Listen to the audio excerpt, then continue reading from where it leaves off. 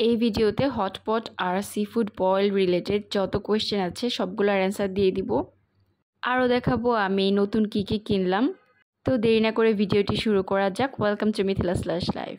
এই ব্লগটি অনেক দিন আগে করে রেখেছিলাম, গ্রসারি শপিং ব্লগ আপলোড দিব ওই জন্যই করে রেখেছিলাম, কিন্তু আর আপলোড দেওয়া হয়নি। তো আপনাদের এত কোয়েশ্চেন পাচ্ছি এখন হটপট আর সিফুড বয়েল আরও অনেক কিছু নিয়ে। আমি কর্ন কোথা থেকে কিনি, ক্র্যাব কোথা থেকে কিনি, আরও মাশরুম কোথা থেকে কিনি, সব কিছু নিয়ে আপনারা কোয়েশ্চেন করেছেন। আর আগের ভিডিওগুলোতেও আপনারা প্রতিনিয়ত কমেন্ট করছেন যে এইগুলো আমি কোথা থেকে কিনি। তো আজকে ভাবলাম যে আপনাদের এই কোয়েশ্চেনের অ্যান্সারটা দিয়ে দিই, যেহেতু ভিডিও আমি অলরেডি করেই রেখেছিলাম। আর আমরা চলে গিয়েছিলাম গুলশান ডিএনসিসিতে। আমি একদম দোকান সহ আপনাদের দেখিয়ে দিব, তার জন্য আপনাকে ভিডিওটি স্কিপ না করে পুরোটা দেখতে হবে। তো প্রথমেই আমি চলে গিয়েছিলাম নাটস কিনতে। আমি 3-4 পদের বাদাম আর মশলা কিনেছিলাম। আর নিচতলাতেই কিন্তু আপনারা চাইনিজ একটা শপ পেয়ে যাবেন, সেইখানে যেই কিন্তু আপনারা হটপটের যে ব্রথটা সেটা পেয়ে যাবেন। আর আমি যেই সাইজটা ইউজ করেছিলাম হটপটের জন্য সেটার প্রাইস ছিল 300 টাকা। আরও বড়ও আছে, 1500 এরও বেশিও আছে, তো আপনারা দেখে নেবেন। আর এইখানে আসলেই কিন্তু যে কোনো প্যাকেটে হাত দিয়ে দিবেন না, কারণ হারাম হালাল সব ধরনের আইটেম এখানে আছে। একজন বাঙালি ভাই আছে, সে সব কিছু দেখিয়ে দিবে কোনটা হারাম কোনটা হালাল। আর নিজ দায়িত্বে আপনারা ইনগ্রিডিয়েন্ট লিস্টটা অনলাইনে চেক করে নেবেন। তারপরে চলে গিয়েছিলাম মাছের বাজারে। এইখানে কিন্তু সকল ধরনের সিফুড পেয়ে যাবেন, ক্র্যাব, টাইগার শ্রিম্প, আরও অনেক কিছু। সিফুড বয়েলের জন্য যারা নিতে চান এখানে একদম তাজাটা পেয়ে যাবেন। তারপর আমি কর্ন নিয়েছিলাম, আমি এখান থেকে কর্ন আর মাশরুমটা কিনেছিলাম। আর এইখানে কিন্তু বিদেশি সব ধরনের ভেজিটেবল আর ফ্রুটসগুলো পেয়ে যাবেন। আর আমি বেবির জন্য কিছু ফ্রোজেন আইটেম নিয়েছিলাম। এই টেম্পুরা চিকেন নাগেটসটা অনেক মজা, আর সসেজও নিয়েছিলাম। এখানে মোটামুটি রিজনেবল প্রাইসেই পেয়ে যাবেন।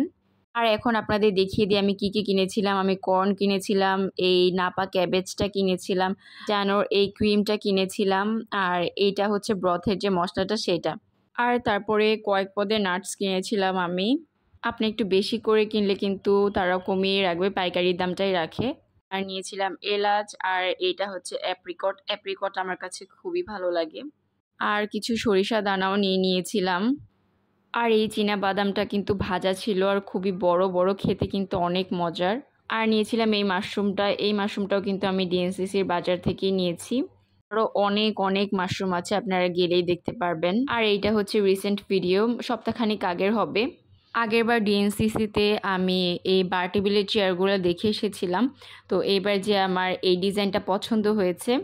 অনেক দিন ধরে অনলাইনে দেখছিলাম কিন্তু কেনার সাহস হচ্ছিল না, আর এই ডিজাইনটি পছন্দ হয়ে যায় যার জন্য নিয়েছি এবার। আর তারপরে নিয়েছিলাম এই প্যানটা, এটার ফ্রাইড রাইস করার জন্য নিয়েছি। এটা কিন্তু খুবই বড় সাইজটা। এইটা আমার কাছে নিয়েছে 1500 টাকা। এটার সাইজটা হলো 38 সেন্টিমিটার।